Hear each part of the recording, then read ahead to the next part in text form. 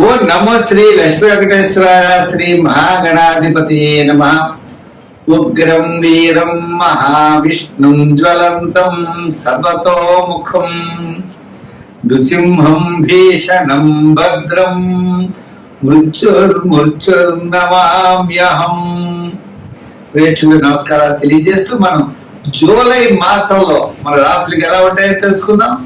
July మాసంలో గ్రహాల యొక్క పరిస్థితి ఎలా ఉన్నది, ఏ గ్రహాలు ఎక్కడున్నాయి తెలుసుకుని మనం ఒక్కొక్క రాశి గురించి కూడా తెలుసుకుందాం. అయితే మరి జూలై మాసంలో గ్రహాలన్నీ ఎక్కడున్నాయా అంటే మిథున రాశిలోకి వచ్చేటప్పటికి గురుడు రవి మిథున రాశిలో ఉన్నారు. వృషభ రాశిలో శుక్రుడు ఉన్నాడు. మరి కర్కాటక రాశిలో బుధుడు, సింహ రాశిలో కేతువు, అంతేకాకుండా మరి కుజుడు కూడా సింహరాశిలోనే ఉన్నాడు. మరి సప్తమ స్థానమైనటువంటి కుంభ రాశిలో రాహు ఉన్నాడు. మీనరాశిలో శని, మరి చంద్రుడు 27 రోజులు 27 నక్షత్రాల్లోనూ సంచారం ఉంటుంది. కాబట్టి మనకి మన యొక్క రాశులకి జూలై నెలలో మనం ఎలా ఉంటుంది, ఏ విధమైనటువంటి సులభమైన పరిహారాలు మనం చేసుకోవచ్చు, చేసుకుంటూ ఏ విధమైనటువంటి కార్యాన్ని మనం పూర్తి చేయగలుగుతాం అని మానవుని యొక్క ప్రయత్నం.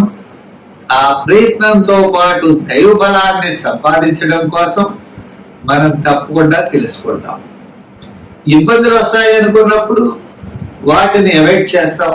అనుకూలంగా ఉన్నప్పుడు కాస్త వేగంగా మన ప్రయాణాన్ని ముందుకు సాగిస్తాం.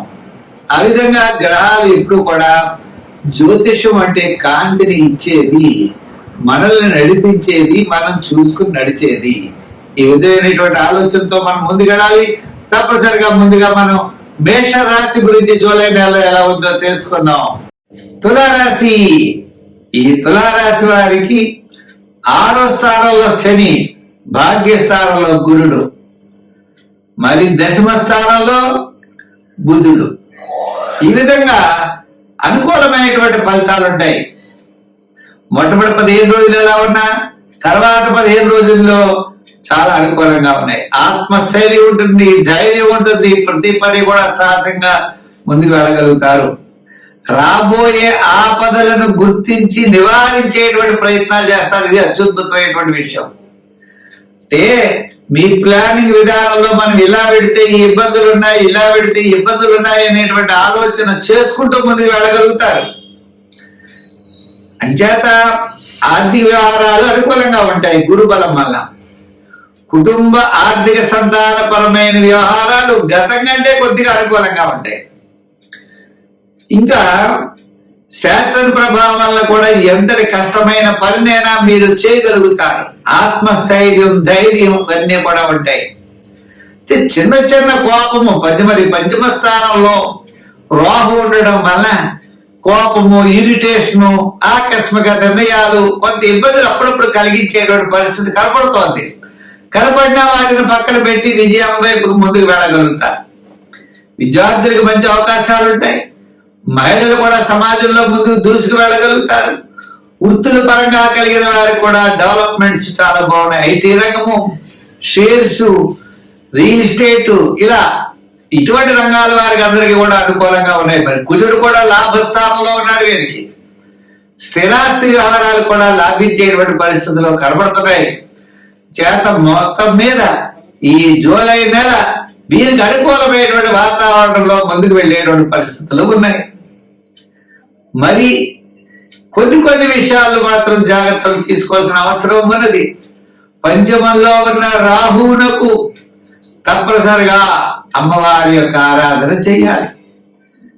శివపార్వతులు కలిగిన దేవాలయానికి వెళ్ళి ఆ యొక్క శుక్రవారం నాడు అమ్మవారికి గౌరీ పూజ చెయ్యాలి.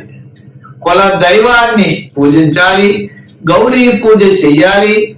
గాజుల్లో లాంటి అమ్మవారికి ఇవ్వాలి. జాకెట్ కూడా గాజులు అమ్మవారికి సమర్పించి పుష్పాలతో, తెల్లని పుష్పాలతో అమ్మవారిని పూజిస్తూ ఉండండి. మీకు అవకాశం ఉన్నప్పుడు దుర్గా సప్తశ్లోకి అనే దాన్ని పఠిస్తూ ఉండండి. శుక్రవార నియమం చేయండి. వీలైనప్పుడు గాలులు చక్కగా వేసి అమ్మవారికి నైవేద్యం పెడుతూ ఉండండి. ఈ విధంగా అమ్మవారి యొక్క అనుగ్రహంతో మీరు సర్వత్రా విజయాన్ని పొందగలుగుతారు. స్వస్తి. ధనురాశి. ఈ ధనురాశి వారికి సప్తమంలోనే గురుడు, షష్టంలో శుక్రుడు. అంటే విందు వినోదాల్లో పాల్గొనే అవకాశాలు ఉన్నాయి. కుటుంబార్థిక సంతానపరమైన వ్యవహారాలు ప్రోత్సాహకరంగా ఉంటాయి. వివాహాది శుభప్రయత్నాలు అనుకూలంగా ఉంటాయి. లైఫ్ పార్ట్నర్ తో ఆనుకూల్యమైనటువంటి దాంపత్యం అనుకూలంగా ఉంటుంది. చిన్న చిన్న సమస్యలున్నా తప్పనిసరిగా తగ్గుతాయి. సంతానపరమైన వ్యవహారాలు ప్రోత్సాహకరంగా ఉంటాయి. సోపుణ్య కార్యక్రమాల్లో పాల్గొంటారు. శివక్షేత్రాలను దర్శిస్తారు. ఆధ్యాత్మికమైన చింతన పెరుగుతుంది. పబ్లిక్ లో రిలేషన్స్ పెరుగుతాయి. సంతానపరమైనటువంటి అభివృద్ధితో పాటు గౌరవ మర్యాదలు కూడా మీకు పెరిగే అవకాశాలు ఉన్నాయి. రాజకీయ పరంగా కాస్త గుర్తింపు ఉంటుంది. వృత్తుల పరంగా న్యాయవాదులు, వైద్యులు, కళారంగం వారు, చిన్న చిన్న వృత్తులు చేసే వారికి ఆర్థిక ప్రోత్సాహం ఉంటుంది. వ్యాపార పరంగా కూడా finance, general, kirana, medical, shares, IT రంగం వారికి, చేతి వృత్తి పని వారికి, మెడికల్, గృహోపకరణాల వారికి కాస్త అనుకూలంగా ఉన్నది.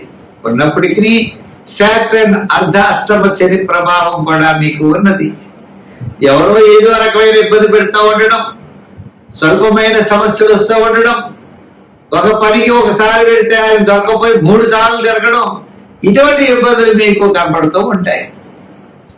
అంచేత ఒక ప్రణాళిక లేకపోవడం అవ్వచ్చు, కొన్ని పనులు మీరు బద్దకించడం వల్ల అవ్వచ్చు, మీరు ఇన్ టైంలో కొన్ని పనులు చేయకపోవడం అవ్వచ్చు. ఇవన్నీ సాటర్న్ ప్రభావం వల్లే కలుగుతాయి. మనం రాంగ్ రూట్ లో ప్రయాణం చేస్తే యాక్సిడెంట్లు అవుతాయి. అంచేత మనం కరెక్ట్ రూట్ లో వెళ్ళాలి. అంతేగాని శని ప్రభావం అనుకోకూడదు.